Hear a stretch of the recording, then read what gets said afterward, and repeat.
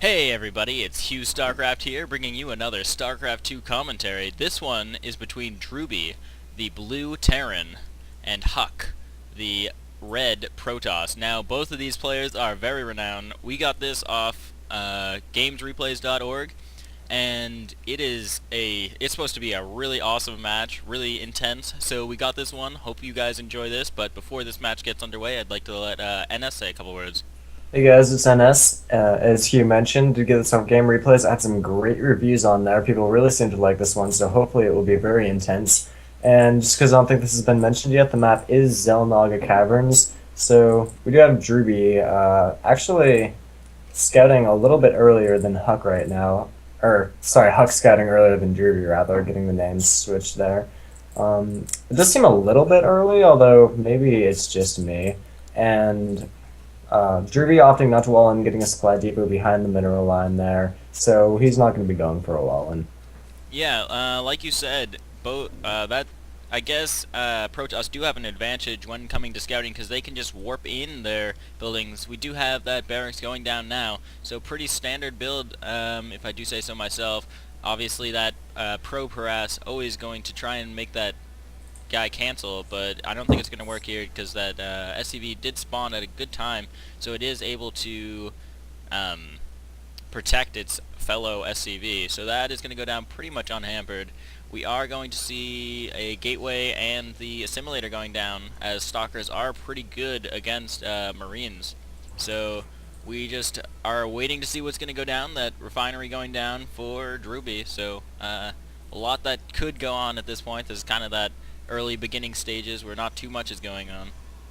And just to add on to what you said about the early assimilator, it's not too uncommon to see that in PvT because, as you guys probably know, gateway units are really not that effective if the Terran player can get out a lot of units. Gateway units just never really a good choice to go against Terran, so he's probably going to be trying to tech up quickly, get some higher tech units to be able to deal with whatever the Terran player chooses to do a bit more effectively. Yeah, he does have his Zealot coming out now, but it was going to be going all the way to the other base. We do have that SCV. That is a very late SCV. So he had already kind of committed to his tech, which was going to be 2 barracks, so we're probably going to see some Marauders and stuff. Those 2 Marines are going to start moving out now, so we're going to see what they're up to. This SCV gonna go, I don't know, around the back, see what's going on there, I guess. But really nothing to fend this off at this point, as he only has 1 Zealot. Definitely got to be careful against these 2 Marines, as they could do a lot of damage if he doesn't get out that Stalker in time. But thankfully there is Warp Gate technology, so, Chrono Boost rather. Don't know why I'm saying Warp Gate.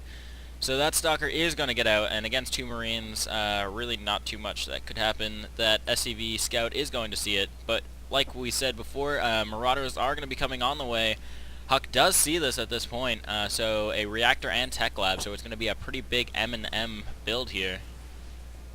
Yeah, so we do actually have those Marines opting to fall back, probably going to wait for those Marauders to finish, because he does, at this point, he's seen the Cyber Core, he could see that there was a Chrono Boost on that gateway, so he probably knew that a Stalker was on the way, and he decided that it would be best to wait until they had a little bit more to deal with that. As you said, Stalkers can hold their own pretty well against Marines, but if you can get a few Marauders in that army, those are going to do a lot of damage against the Stalkers. Concussive Shell is also being researched, so that's going to also help them outrun the Zealots, and with a little good micro, they could probably take out the Zealots without even taking any damage at all. Yeah, like you said, those concussive shells are very good. He is now securing his expansion already. He's not even building it inside his base. He is just going to put it out right in where it wants to be. So he knows that maybe Huck is going to be going with a 1-base build here.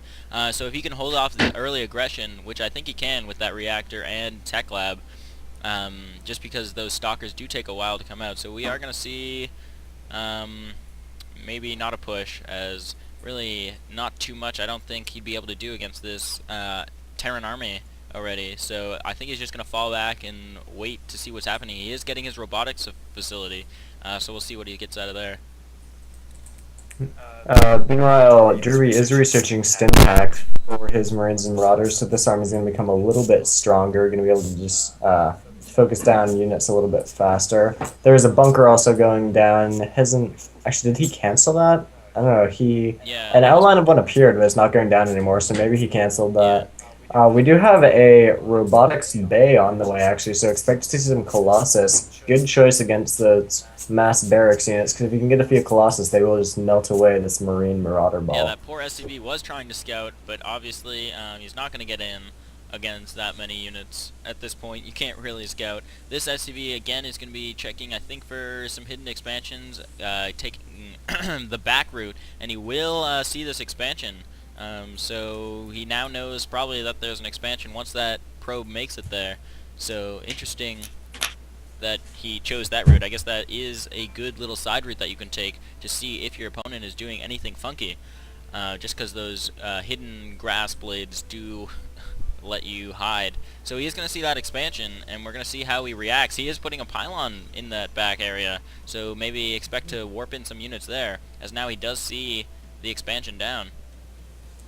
Yeah, we do have the first Colossus on the way. It was even getting chrono boosted out, so trying to get that a little bit faster. Meanwhile, on Drewbie's side, his research and combat shields are going to get a little extra health for those Marines and Marauders. Did just lose that scouting probe as he did run into the mineral line and get sniped by all these units here. We do have a starport going down, a reactor on the factory, so probably going to be seeing a lot of Hellions coming out soon.